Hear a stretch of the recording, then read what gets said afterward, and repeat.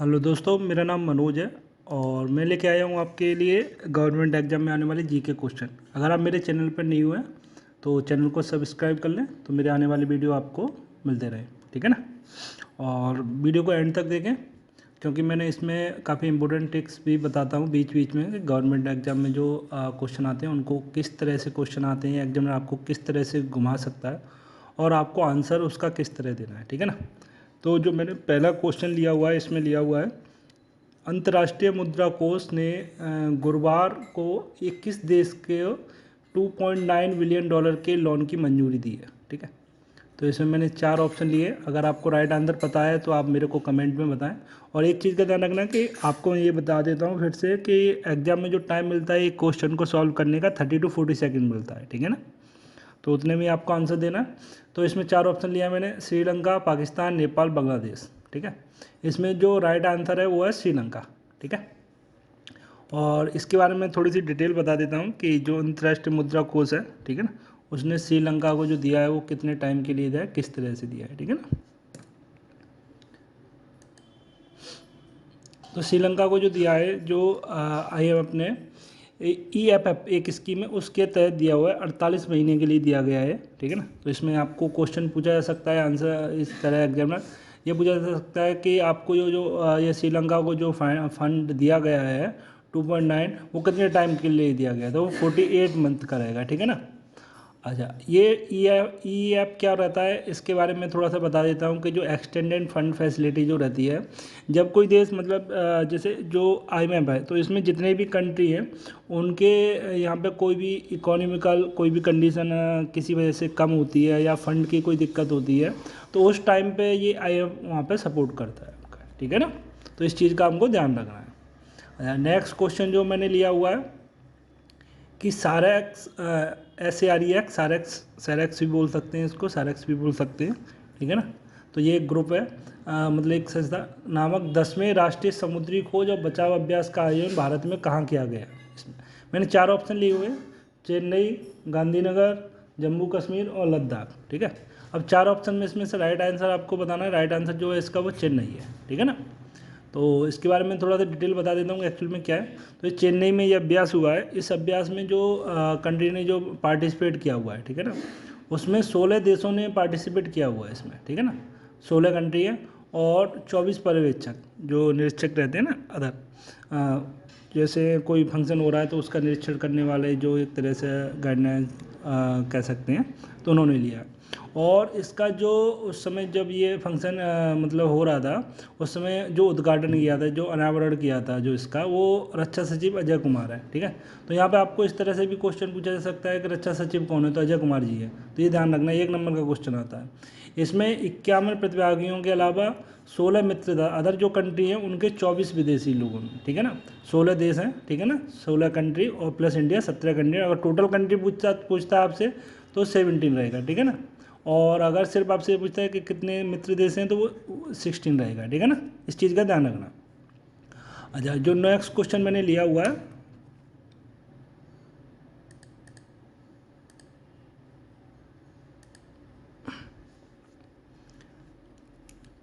किस मंत्रालय ने स्मार्ट इंडिया हैकथॉन 2022 की मेजबानी की है। लगता है ये हैंग हो गया थोड़ा सा, 1 मिनट।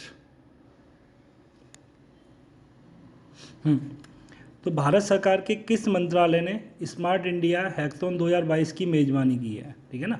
तो इसमें मैंने 4 ऑप्शन लिए हुए हैं आपका गृह मंत्रालय, संसदीय कार्य मंत्रालय, शिक्षा मंत्रालय, सांख्यिकी और कार्यक्रम कार्यान्वयन मंत्रालय। इसमें 4 ऑप्शन लिए हैं। अगर आपको राइट आंसर पता है तो आप कमेंट में बताएं और ज़्यादा टाइम ना लें क्योंकि आप अभी कम टाइम में आंसर देंगे तभी आप एग्जाम दे पाएंगे। अगर नहीं पता है आप तो इसको देखें और बाद में वीडियो को दोबारा से देखें और फिर आंसर देने की कोशिश करें कि आप कितनी देर में दे पाते हैं। तो इसका जो राइट आंसर है वो शिक्षा मंत्रालय, ठीक है ना। शिक्षा मंत्रालय ने अभी जो स्मार्ट इंडिया हैकथॉन 2022 हो रहा है इसकी मेजबानी की है, ठीक है ना। और इसके बारे में थोड़ी सी बेसिक डिटेल बता देता हूँ कि जो स्मार्ट इसमें क्वेश्चन किस तरह से आते हैं आपको। देखो, आपको एक तो डायरेक्ट पूछ सकता है, ठीक है, किसने की है। दूसरा पूछ सकता है कि इसकी जो संबोधित किया था वो किसने किया था, ठीक है। तो वो जो भारत के प्रधानमंत्री नरेंद्र मोदी जी हैं उन्होंने वीडियो कॉन्फ्रेंस के थ्रू इसको संबोधित किया था, स्मार्ट इंडिया हैकथॉन 2022। इसमें एक्चुअली होता क्या है, तो इसमें क्या आता है कि जो छात्रों को दैनिक जीवन में आने वाली समस्या, मतलब जो पढ़ाई लिखाई से रिलेटेड उनके जो भी ऑप्शन रहते हैं, जो भी फंक्शन रहते हैं, उसको रिसोल्यूशन देती है वो यहाँ पर, ठीक है ना। और आपको इसमें क्वेश्चन पूछा जा सकता है कि ये स्टार्ट कब से हुआ था, जो स्मार्ट इंडिया हैकाथॉन है वो स्टार्ट कब से हुआ था, तो वो 2017 से, ठीक है ना। ये वाला आपको ध्यान रखें, 2017 से इसकी स्टार्टिंग हुई थी, ठीक है ना। और इसका जो अभी मीडिया जो इसको प्रसारण कर रहे हैं, ठीक है ना, डिजिटल प्रसारण जो कर रहे हैं अभी 2022 में, वो दूरदर्शन और all India radio smart India, ठीक है ना, ऑल इंडिया और रेडियो है, ठीक है ना। आपसे ये इस तरह से भी पूछा सकता है कि नॉर्मल क्वेश्चन दे दिया कि इस समय जो इसका डिजिटल जो प्रसारण है वो कौन कर रहा है, उसमें दूरदर्शन का ऑप्शन दे सकते हैं, या 1 2 ऑल इंडिया दोनों दे सकते हैं, या फिर पूछ सकते हैं कि 1 2 दोनों सही है या गलत है, ठीक है ना। तो एग्जाम में आपको किसी भी तरह से घुमा सकता है, तो सिर्फ आपको घूमना नहीं है, क्वेश्चन की पूरी डिटेल आप पढ़ो, ठीक है। वीडियो को स्किप करके चेक देखोगे तो आपको हो सकता है कि दिक्कत हो जाए, तो आपको वीडियो स्किप नहीं करना, आपको नॉर्मल जैसे मैं पॉइंट बता रहा हूँ उनको पॉइंटों को थोड़ा सा समझना है, रटने से कुछ नहीं होता, सिर्फ समझना है। समझोगे एक पॉइंट दूसरे पॉइंट से रिलेटेड होता है, ठीक है। ये किस मंत्रालय ने किया है, नॉर्मल शिक्षा मंत्रालय ने, ठीक है ना। और ये इसकी स्टार्टिंग कब हुई थी, 2017 में हुई थी, ठीक है। ये क्या फंक्शन करती है कि जो स्टूडेंट होते हैं उनकी डेली लाइफ में जो प्रॉब्लम होती है उनको सॉल्यूशन देती है, मतलब डेली में फंड के रिगार्डिंग नहीं कि मतलब वो कहाँ रह रहा है किस तरह, नहीं, जो एजुकेशन के रिगार्डिंग जो रहता है, ठीक है ना। और इसका डिजिटल जो प्रसारण कर रहे हैं वो है दूरदर्शन और इंडिया, ठीक है। अब जो मैंने नेक्स्ट क्वेश्चन दिया हुआ है, देश के किस संस्थान ने देश में सर्पदंश की घटना, मृत्यु दर, रुग्णता और सामाजिक आर्थिक बोझ की रिपोर्ट जारी की है, ठीक है ना। अब अपने इंडिया में काफ़ी सारे संस्थान हैं जो तरह तरह की रिपोर्ट कई डिफरेंट टाइम पे समय समय पे देते रहते हैं। तो इसमें मैंने 4 ऑप्शन लिए हुए हैं।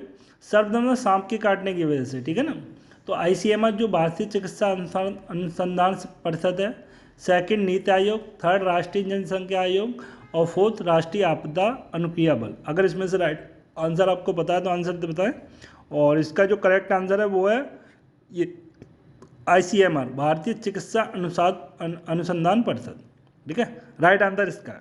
और इसमें मैंने एक इम्पोर्टेंट पॉइंट बताया कि अभी आपको वहाँ डायरेक्ट पूछा जा सकता है कि कितने % लोगों का, तो इसमें क्या है कि जो अभी इंडिया की जो कैलकुलेशन की गई है उसमें क्या है कि 46,000 से अधिक लोगों की जान चली जाती है, जबकि इसमें सिर्फ 70% लोग ऐसे होते हैं जिनको इलाज नहीं मिल पाता और वो उनकी डेथ हो जाती है। सिर्फ 30% ऐसे लोग हैं जो अस्पतालों में पहुंच पाते हैं और जिनको इलाज मिल पाता है, ठीक है ना। आपको 70-30 का रेशियो इस तरह से ये ध्यान रखना है। अच्छा, जो नेक्स्ट क्वेश्चन मैंने लिया हुआ है कि भारत के कौन से राष्ट्रपति हैं जो कुछ समय के लिए गुट निरपेक्ष आंदोलन के महासचिव थे, ठीक है। अपनी जो वर्ल्ड लेवल पे दो तरह के गुट हैं जो मेन गुट हैं। एक गुट तो आपका नाटो वाला है जिसका अमेरिका प्रतिनिधित्व करता है, और दूसरा रसिया का है, ठीक है ना। ये अलग अलग गुट हैं, और अपना इंडिया वो किसी भी गुट में नहीं है। इंडिया जो है वो किसी भी गुट में नहीं है। तो इंडिया हुआ और भी काफ़ी सारी कंट्री हैं जिन्होंने किसी भी पक्ष में नहीं लिया। जब सेकेंड वर्ल्ड वार हो रहा था, ठीक है ना, उस टाइम की बात है ये, जब आपका ये सेकेंड वर्ल्ड वार हो गया था, वो जो विश्व युद्ध हुआ था, उसके बाद काफ़ी कंट्री इधर उधर हो गई थी कि कुछ कंट्री एक गुट का सपोर्ट कर रही थी, कुछ कंट्री अदर गुट का सपोर्ट। उस समय ये थी कि नहीं, किसी न किसी को एक गुट में शामिल होना ही होना है, और वो ये था कि अगर कोई कंट्री एक दूसरी कंट्री पे अगर अटैक करता है तो वो सब लोग मिलके उस कंट्री पर अटैक करेंगे, ठीक है, दुश्मन देश पे।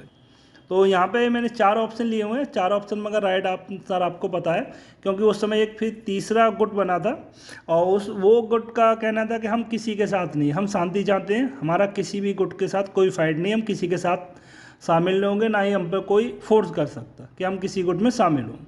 तो उस समय एक गुट बना था, और उस गुट का जो महासचिव रहे थे वो अपने एक राष्ट्रपति थे। इन चारों में से अगर आपको राइट आंसर पता है तो बताइए। ये चारों ही राष्ट्रपति हैं, ठीक है ना। तो इसमें ज्ञानी gel Singh, doctor Rajendra Prasad, doctor Zakir Hussain, doctor Sarvepalli Radhakrishnan. अगर राइट आंसर पता है तो बताइए। इसका राइट आंसर है ज्ञानी जैल सिंह, ठीक है। ज्ञानी जैल सिंह जी के बारे में थोड़ा सा बता दूं, इनके रिगार्डिंग क्वेश्चन पूछे जा सकते हैं, क्योंकि जब कुछ ऐसी स्पेशल घटनाएं होती हैं, कुछ इंपॉर्टेंट पॉइंट होते हैं, तो आपसे क्वेश्चन पूछे जा सकते हैं उसके रिगार्डिंग गवर्नमेंट में, ठीक है, और आते भी हैं। जिन लोगों ने एग्ज़ाम दिए हैं उनको पता होगा। और अगर आपका पहला एग्ज़ाम है गवर्नमेंट का तो पॉइंट जो बता रहा हूँ उसको बड़े ध्यान से सीखें, ठीक है ना।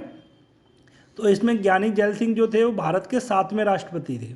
आपको इसमें डायरेक्ट क्वेश्चन भी पूछा जा सकता है कि जो ज्ञानी जैल सिंह थे वो भारत के कौन से राष्ट्रपति थे, ठीक है ना। तो जो भारत के 7वें राष्ट्रपति थे ज्ञानी जैल सिंह, ठीक है ना। इस चीज़ का आपको ध्यान रखना है। अब इनका जो कार्यकाल था वो 25 जुलाई 1982 से लेके 25 जुलाई 1987 तक रहा था, ठीक है, यानी 5 साल रहा था। और ये कौन से नंबर के राष्ट्रपति थे? ये 7वें नंबर के राष्ट्रपति थे, ठीक है ना।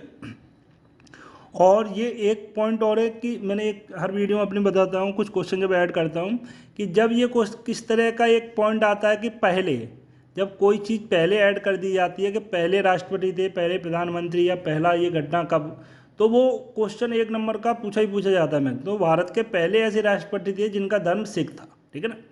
और राष्ट्रपति बनने से पूर्व वो भारतीय राष्ट्रीय कांग्रेस के सदस्य के रूप में गृह मंत्री सहित अदर जो केंद्रीय मंत्रिमंडल है उनके पदों पर भी उन्होंने वर्क किया हुआ है, ठीक है ना।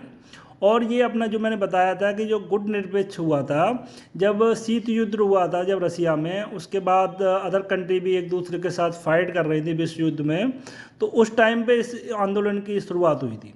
क्योंकि काफ़ी सारी कंट्री हुई थी, सेकेंड वर्ल्ड वॉर जो दूसरा विश्व युद्ध हुआ था, सेकेंड वर्ल्ड वॉर, तो उसके बाद काफ़ी सारी कंट्री फ्री हुई थी, ठीक है, जिसमें ब्रिटिश का अधिकार था, उन्होंने उनको गुलाम बना रखा था। उसके बाद काफ़ी सारी कंट्री फ्री हुई थी, जैसे एशिया हुआ अपना, ये इंडिया, नेपाल, ये सब इंडिया, ये सब इसके जो ब्रिटिश थे उसके अंडर में थे ये बहुत सारी कंट्री, ठीक है ना, जो अभी पाकिस्तान, बांग्लादेश, ये सब जो भी हैं अभी।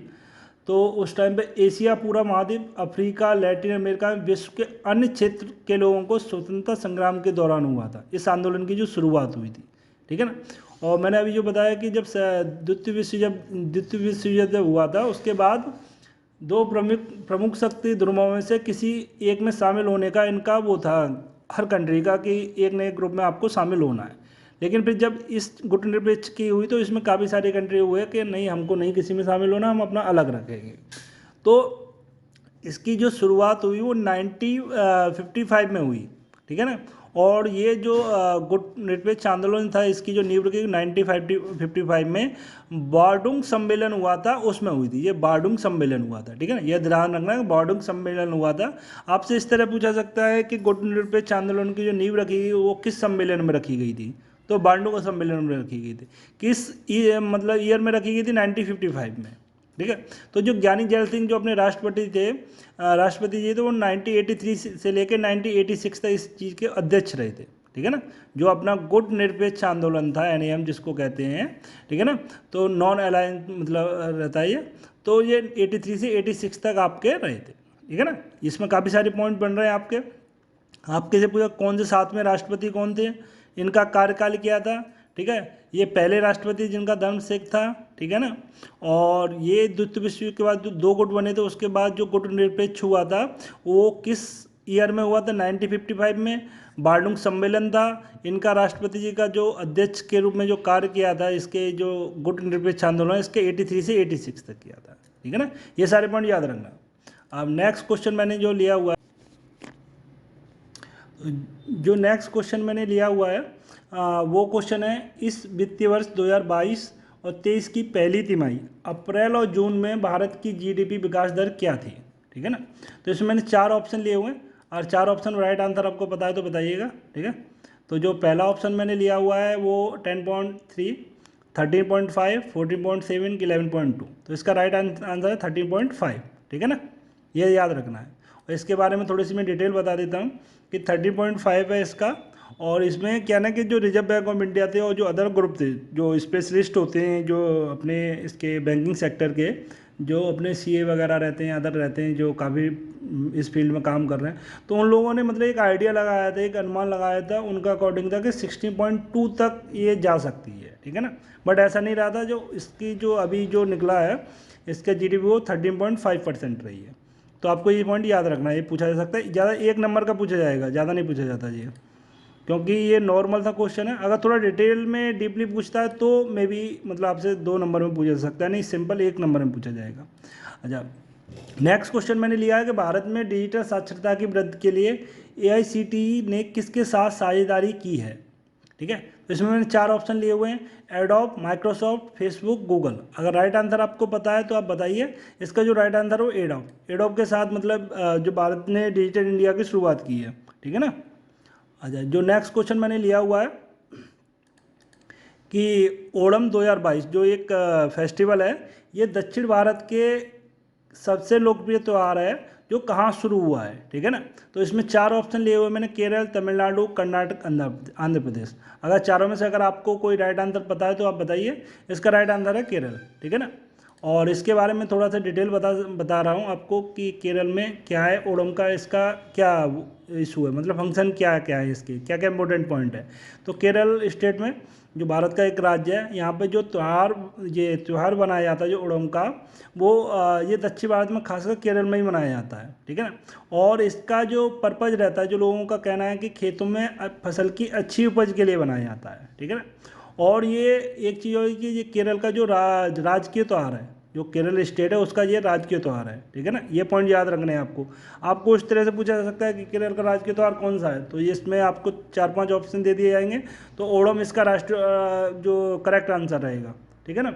और इसको कब मनाया जाता है, वो अगस्त और सितंबर के महीने में मनाया जाता है, ठीक है ना। इसके पीछे भी एक रीज़न है कि जैसे अपने हिंदू कैलेंडर होते हैं, ठीक है, अंग्रेज कैलेंडर होते हैं, ठीक है, जनवरी फरवरी हिंदू होते हैं, चैत वैसाख वगैरह, तो ऐसे ही मलयालम कैलेंडर होता है, ठीक है। और उसके अकॉर्डिंग जो वर्ष का पहला महीना, ये वर्ष का पहला महीना माना जाता है इसको, जस्ट ए मिनट, इसको वर्ष का ये पहला महीना माना जाता है, ठीक है ना।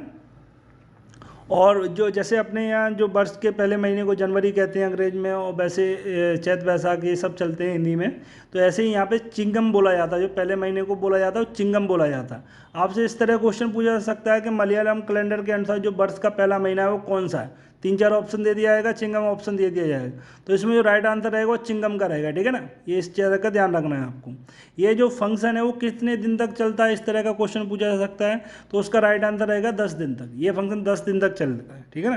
और अभी करंट की बात करूँ तो अभी ये 30 अगस्त से शुरू हुआ है और 8 सितंबर को ये फिनिश होगा। जो अभी 2022 में ये फंक्शन जो चल रहा है वो 30 अगस्त से स्टार्ट हो चुका है, ठीक है ना, केरल में, और 8 सितंबर तक चलेगा। तो आपको ये करंट का पूछा जा सकता है कि 2022 में ये फंक्शन जो चल रहा है वो किस डेट से किस डेट तक चल रहा है, या किस डेट से स्टार्ट हुआ है, या किस डेट को फिनिश हुआ है। आपको एग्जाम किसी भी तरह से घुमा के पूछ सकता है। तो सबसे पहले आपको क्वेश्चन पढ़ना है कि एक्चुअली क्वेश्चन में क्या दिया हुआ है, ठीक है, आंसर क्या पूछा है उसने, उसके अकॉर्डिंग आपको आंसर उसका बताना है, ठीक है ना। अच्छा, अब जो मैं नेक्स्ट क्वेश्चन ले रहा हूँ, just a minute, Indian economy from India's economy from Nehru to Modi, a brief history, इस पुस्तक के लेखक कौन है, ठीक है। मैंने इसमें 4 ऑप्शन लिए हुए हैं, राइट आंसर अगर आपको पता है तो आप बताइए। सौराष्ट्र दोराईस्वामी, विजय कुमार सारस्वत, पुलापे बालकृष्णन और रामधारी सिन्हा।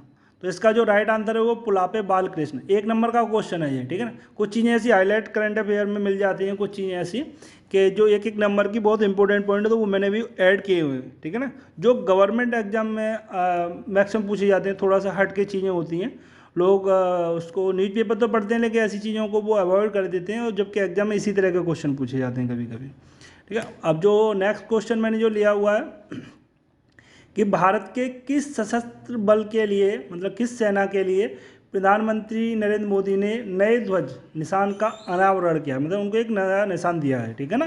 मतलब उनके पास पहले से एक फ्लैग था, एक ध्वज था, बट उसमें थोड़ा सा चेंजमेंट करके उनको दिया हुआ है। तो इसमें मैंने 4 ऑप्शन लिए हुए हैं आपको, भारतीय सेना, भारतीय तटरक्षक, भारतीय वायुसेना, भारतीय नौसेना। तो इसमें जो राइट आंसर है वो आपका है भारतीय नौसेना। अभी जो आपने आईएनएस का सुना था, अभी जो जो विमान वाहक पोत था, इंडिया के प्रधानमंत्री जो थे, ठीक है, मोदी जी ने अभी इसको नौसेना को दिया है, ठीक है ना। तो उसी टाइम पे अभी ये 2 सितंबर यानी कल को ही दिया है उनको, ठीक है ना।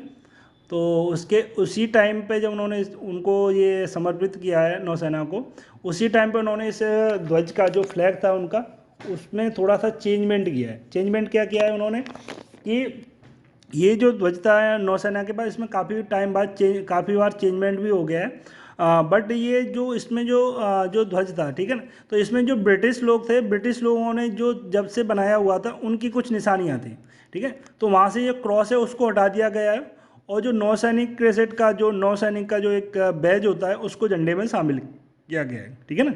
और एक पॉइंट और इम्पोर्टेंट पॉइंट बता रहा हूँ यहाँ पे कि आपसे क्वेश्चन को इस तरह से भी पूछा सकता है कि जो भारत में नौसेना के जनक थे, ठीक है, वो छत्रपति शिवाजी महाराज थे, जिन्होंने फर्स्ट टाइम सबसे, अगर इतिहास में आप उठा के देखोगे, सबसे पहले जो जहाज़ों का यूज किया था, जो मतलब आपके समुद्रों में मतलब जो जहाज़ों का फाइट के दौरान, जो युद्ध के दौरान यूज किया था, वो छत्रपति शिवाजी महाराज थे, ठीक है, जो गुरिल्ला युद्धों में माहिर थे। बहुत गुरिल्ला युद्ध मतलब ऐसा होता है कि उसमें क्या है ना कि आप फाइट कर रहे हो, आपने दुश्मन को आपका जो रहता है उनको आपने हरा नहीं हो, लेकिन उस टाइम पे उनकी सेना बढ़ गई या वो आप पे भारी हो गई, तो उस समय युद्ध को, मैदान को छोड़ देना, छिप जाना और फिर दोबारा से अटैक करना, ठीक है। ये एक बहुत ही इनकी कहा जाता है कि स्पेशलिटी थी, और इस तरह से इनको जो मुगल लोग थे उस टाइम पे इनको कोई हरा नहीं पाया था, ठीक है ना। तो जो अपने मोदी जी हैं, ठीक है, तो उन्होंने ये बोला है कि ये छत्रपति शिवाजी महाराज से ये उनको समर्पित है, ठीक है, ये ध्वज जो रहेगा वो शिवाजी महाराज के नाम पे रहेगा उनके उपलक्ष्य में। तो आपसे क्वेश्चन में इस तरह से भी पूछा जा सकता है कि आपका जो नौसेना का ध्वज जो अभी नया है वो किसको समर्पित है, तो छत्रपति शिवाजी महाराज जो हैं उनको समर्पित बोला जाएगा, ठीक है ना। तो ये काफ़ी इंपॉर्टेंट पॉइंट है। अब ये जो सारा कुछ फंक्शन हुआ है, ठीक है, कि मतलब जो INS है वो उसका समर्पण मतलब जो नौसेना को दिया हुआ है, दूसरा आपका जो फ्लैग है उसको चेंजमेंट हुआ है, वो सब जो हुआ है वो कोच्चि में हुआ है, ठीक है। आपको लोकेशन पूछ सकता है कि किस जगह पे हुआ है, तो कोच्चि में हुआ है, ठीक है। ये काफ़ी इंपॉर्टेंट पॉइंट है, तो आपको ध्यान रखने वाली चीज़ है, ठीक है ना। अच्छा, अब जो नेक्स्ट क्वेश्चन मैंने लिया हुआ है कि जो नारियल दिवस होता है वो कब मनाया जाता है, ठीक है, विश्व नारियल दिवस कब मनाया जाता है। इसमें मैंने 4 ऑप्शन लिए हुए हैं। 4 ऑप्शन में अगर राइट आंसर आपको पता है तो आप मेरे को बताएं। तो इसमें राइट आंसर है जो 2 सितंबर, ठीक है। 2 सितंबर को ये ऑल ओवर द वर्ल्ड ये विश्व नारियल दिवस मनाया जाता है, ठीक है ना, हर जगह पे। और इसके बारे में कुछ इंपॉर्टेंट जो पॉइंट हैं जो पूछे जा सकते हैं एग्जाम में, वो डायरेक्ट आपसे ना पूछ के इसके रिगार्डिंग कई सारे क्वेश्चन बन सकते हैं।